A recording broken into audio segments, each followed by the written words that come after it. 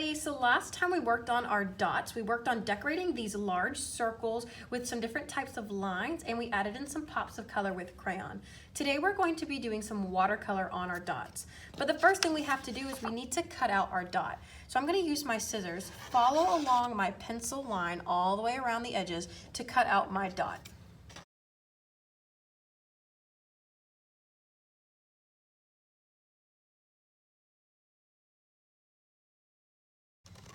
Alrighty, so now my dot has been cut out from the paper. I have this large scrap piece of paper left, so I want to make sure that I throw away my large scrap. So we're about to start watercoloring. I want to make sure that I have a messy mat under my artwork so my space doesn't get dirty.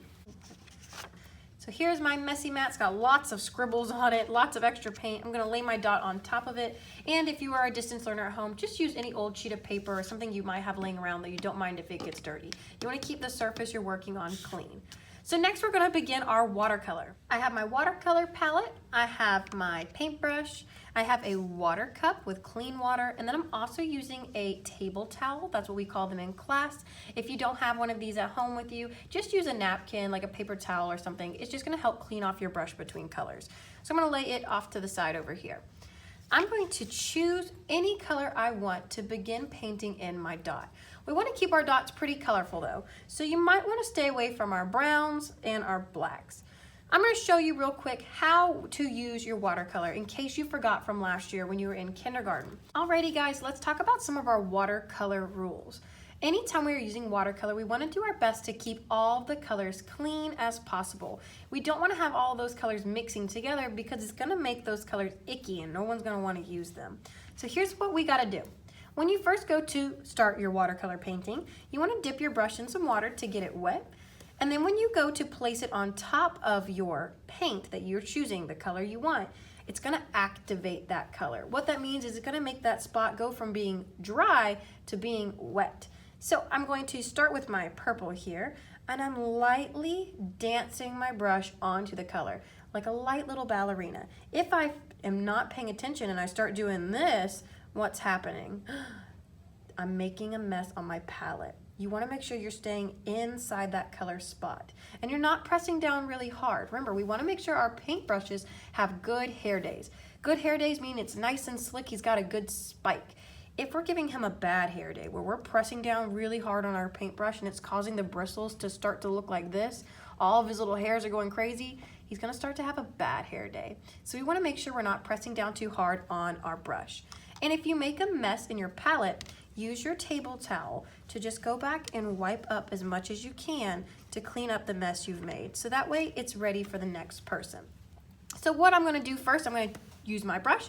Like I said, we're going to get it wet, activate our color, and then we can start to paint. Same thing when we're painting. We want good hair days, not bad hair days. A good hair day looks like this. I'm painting, going kindly. I can do little strokes, fast strokes. I could go side to side this way or this way or this way. But I should not see you taking your brush and doing this. What's happening here? Oh my gosh, he's having a bad hair day. So we want to make sure that we don't press down too hard. We lightly paint. We're not squishing our brush. When I'm ready to change out my one color for another color, dip your brush into the water cup. Make sure it touches to the bottom of the cup. Give it a swirl, and then use your table towel to dry it off and kind of wipe as you go. Sometimes I even like to pinch it in my table towel to make all the paint stay on the towel and not on my brush. Then I'm ready to activate my next color. Let's do red. I'm gonna activate my red paint, and I can kindly use my paintbrush to paint with my red paint. You can hold your brush high or you can hold it lower. That's up to you. And again, you can use any direction you'd like. You can even paint in swirls. Just make sure that you're being kind to your brush and you're not doing this, because look at my hair as I'm going, oh my goodness, he's having such a bad hair day. And he's gonna be a little frazzled after we're done with him. So we wanna make sure we keep him pointy. So once I'm done with one color, I'm gonna rinse it out, dry it off, pick my next color, activate that color, and I can paint. Simple and easy, guys. Make sure you're treating your paintbrush and your palette with kindness and respect. We don't want our paintbrushes to walk out of the art class with a bad hair day. So I'm going to get some paint onto my brush. and then I can come over and I can start painting on my dot. Now, you can paint right over the crayon. It will not smudge and it will not smear. But if you're wanting to paint each tiny little section, you might want to take your time to go through carefully and paint each little part. So I've painted in some yellow here, and now I'm going to switch to a new color. When I'm ready to switch to a new color, I need to clean off my brush. Touch it to the bottom of your water cup, give it a swirl, make sure that water cup doesn't go flying. Tap it off on your table towel so that way we know it's a clean brush ready for the next color. Let's do green as our next color. Activate your green, and let's start painting in some green. Do you see how my watercolor is not sticking to my crayon? So you don't have to worry about it smudging around. If I need more paint on my brush, if I see that I've run out of paint, all I need to do is I can dip one more time if I think my brush is a little dry, or I can just check out on my paint spot first to see if I got enough color. The more you have of just the color, the darker it's gonna be. The more water you have on your brush, the lighter those colors are going to be. So I'm gonna paint in some more over here. And if you want to blend colors while your spot is still wet, now it's not soaking wet because remember, if it's too wet, it's gonna bleed through our paper. While it's still wet, I can mix in my next color, like maybe I wanted to use some blue. I'm gonna just get a little more water on my brush, and I'm gonna blend those together. So you can see I'm just brushing my brush back and forth, side to side, starting to smush those colors together. So I have a nice, really cool blended spot of blue and green. And you can paint your dots however you want. So I'm gonna keep going all the way around my dot to finish painting it with all of these different colors.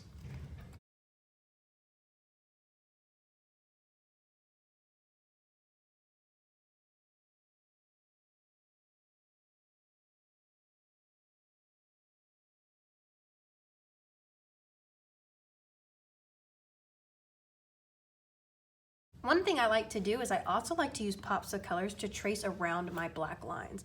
So like I'm going to use my blue, so I've got a little water on my brush, I've got some blue. I'm going to go over my spiral with some blue paint as well. I'm just following beside that black line to make a nice bold pop of color. Very cool. I might want to do the same thing on top of my zigzag line with a red watercolor. So I'm going to get my red activated. I'm going to go back over my red. I'd like to see you guys try to outline some of your black bold lines with watercolor lines, using your watercolor and going around those black lines. You'll see sometimes as you start to move your brush that some of those colors will start to blend, and you can see all the different color combinations you can make.